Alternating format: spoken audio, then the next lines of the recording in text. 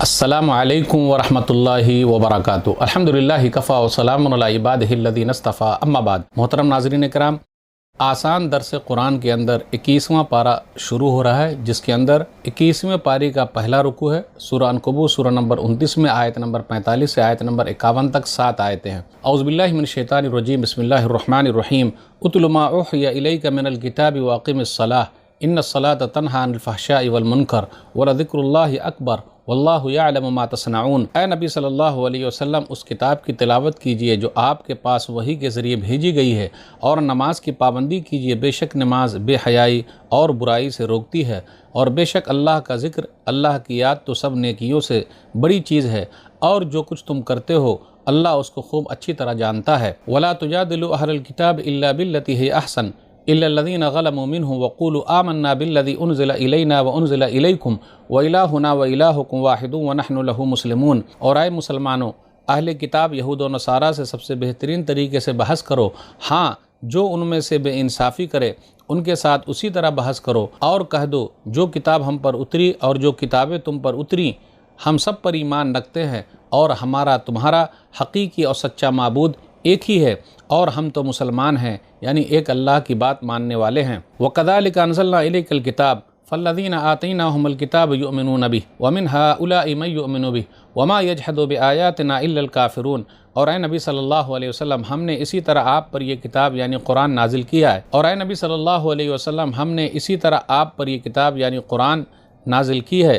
اس قرآن پر وہ لوگ ایمان لاتے ہیں جنہیں ہم نے پہلے کتاب دی تھی، اور عربوں میں سے کچھ لوگ قرآن پر ایمان لاتے ہیں، اور ہر دھرم اور جنونی کافر لوگ ہی ہماری آیتوں کا انکار کرتے ہیں۔ وَمَا كُنْتَ تَتْلُو مِن قَبْلِهِ مِن كِتَابٍ وَلَا تَخُطُّهُ بِيَمِينِكَ إِذًا لَارْتَابَ الْمُبْطِلُونَ۔ اور اے نبی صلی اللہ علیہ وسلم، آپ اس سے پہلے نہ کوئی کتاب پڑھتے تھے اور نہ کوئی کتاب اپنے دائیں ہاتھ سے لکھتے تھے، اگر ایسا ہوتا تو باطل پرست یعنی انکار کرنے والے ضرور شک کرتے۔ بل هو آیات بینات فی صدور الذین اوتوا العلم وما یجحد بآیاتنا الا الظالمون۔ بلکہ یہ قرآن تو کھلی نشانیاں ہیں جو علم والوں کے سینوں میں محفوظ ہیں، اور صرف ظالم یعنی انکار کرنے والے ہی ہماری آیتوں کا انکار کرتے ہیں۔ وقالوا لولا انزل علیہ آیات من ربہ قل انما الآیات عند اللہ وانما انا نذیر مبین۔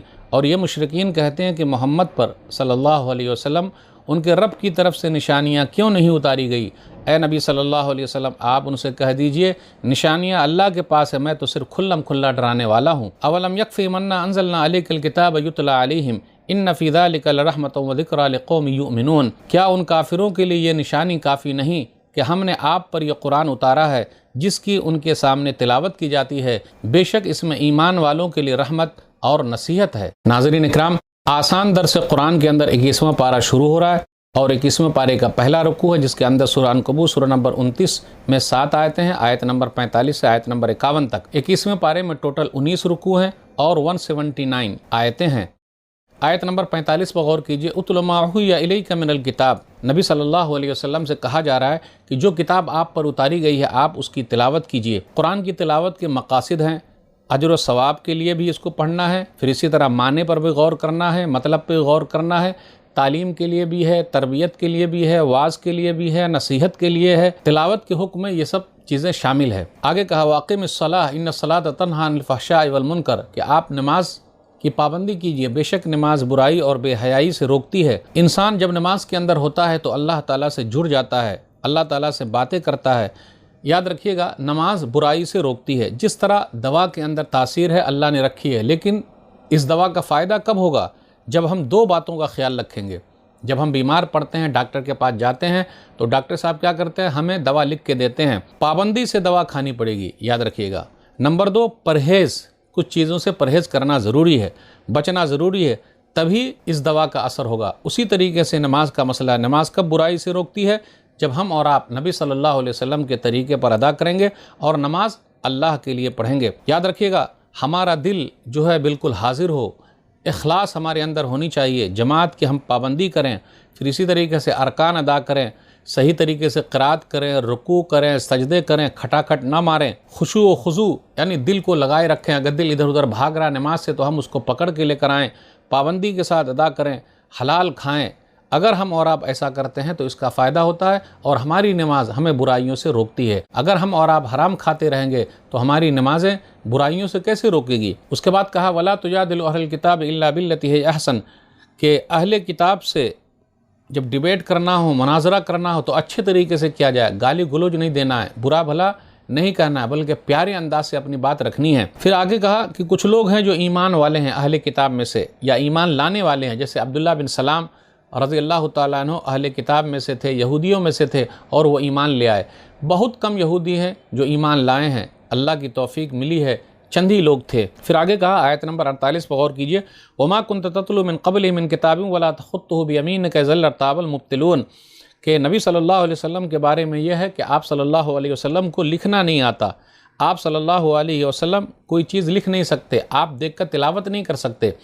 اگر ایسا ہوتا لوگ کہتے کہ قرآن کو آپ نے لکھ لیا ہے، اگر ایسا ہوتا تو لوگ آپ پر الزام لگا دیتے کہ آپ نے قرآن کو خود ہی لکھ لیا ہے۔ تو نبی صلی اللہ علیہ وسلم کو لکھنا پڑھنا تو نہیں آتا، لیکن آپ عقل مند ہیں، ہوشیار ہیں، سب چیزیں آپ کو یاد ہے۔